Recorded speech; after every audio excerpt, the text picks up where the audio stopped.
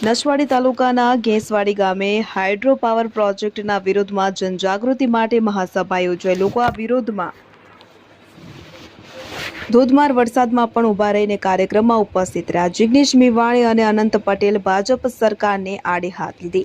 વિગતે વાત કરીએ તો નર્મદા કાંઠે હાઇડ્રો પાવર પ્રોજેક્ટ વિરુદ્ધ ઉગ્ર વિરોધ। તો નસવાડીના ઘેંસવાડી ગામે વિશાળ જનસભા યોજાઈ હતી। નસવાડી તાલુકાના નર્મદા નદી કાંઠાના ડુંગર વિસ્તારોમાં પ્રસ્તાવિત હાઇડ્રો પાવર પ્રોજેક્ટ સામે સ્થાનિકોમાં ઉગ્ર વિરોધ તેજ બન્યો છે। ઘેંસવાડી ગામે આજે વિશાળ જનસભાનું આયોજન કરવામાં આવ્યું, જેમાં હજારોની સંખ્યામાં સ્થાનિક આદિવાસી રહેવાસીઓ, સમાજના આગેવાનો તથા વિવિધ રાજકીય પક્ષોના પ્રતિનિધિઓ ઉપસ્થિત રહ્યા હતા। પ્રોજેક્ટથી આશરે 20 થી 25 જેટલા ગામો પર સીધી અસર થવાની આશંકા વ્યક્ત કરવામાં આવી રહી છે। સ્થાનિકોના જણાવ્યા અનુસાર પ્રોજેક્ટ અમલમાં આવશે તો તેઓ પોતાના ઘર, જમીન, જીવન અને સંસ્કૃતિ ગુમાવવાની ભીતિ અનુભવી રહ્યા છે। આ પરિસ્થિતિને કારણે ગામ લોકો એકતાબંધ થઈને સરકાર સામે જંગ લડવાની તૈયારીમાં છે। વિશ્વાસ ઉમેરવા માટે રાજકીય પક્ષો પણ હવે મેદાને ઉતરી આવ્યા છે। જનસભામાં ધારાસભ્ય જિગ્નેશ મેવાણી, ધારાસભ્ય અનંત પટેલ સહિત અનેક સામાજિક નેતાઓ ઉપસ્થિત રહ્યા અને આંદોલનને ખુલ્લું સમર્થન આપ્યું। સભા દરમિયાન નેતાએ સ્પષ્ટ કહ્યું હતું કે સરકારના વિકાસના નામે આદિવાસી સમાજને તેના મૂળમાંથી ઉખાડવાની કોઈ પણ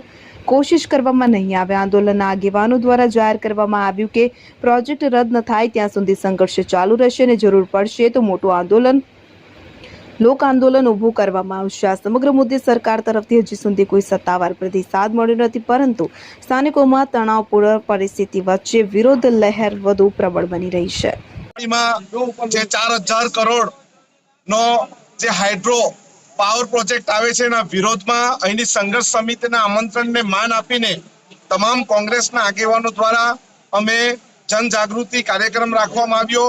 આવનારા દિવસમાં કોઈ પણ સર્વેનો કાર્યક્રમ થશે, અમે સંઘર્ષ સમિતિની સાથે રહીશું અને આનો ઘોર વિરોધ કરીશું। અમે જીવ આપશું, પરંતુ એક પણ ઈંચ જમીન આપવાના નથી। આગળની રણનીતિ શું હશે? હાઇડ્રો પ્રોજેક્ટ સરકાર બનાવવા માંગે છે, આગળ અમારી ટીમ બનાવીને જેટલા પણ ગામોમાં હાઇડ્રો પાવર પ્રોજેક્ટ આવવાનો છે તે ગામોમાં અમે યાત્રા કરીશું, તે ગામોના લોકોને મળીશું, તે ગામોના લોકોને જાગતા કરીશું અને સરકારના વિરોધમાં આંદોલન જલદ કરીશું।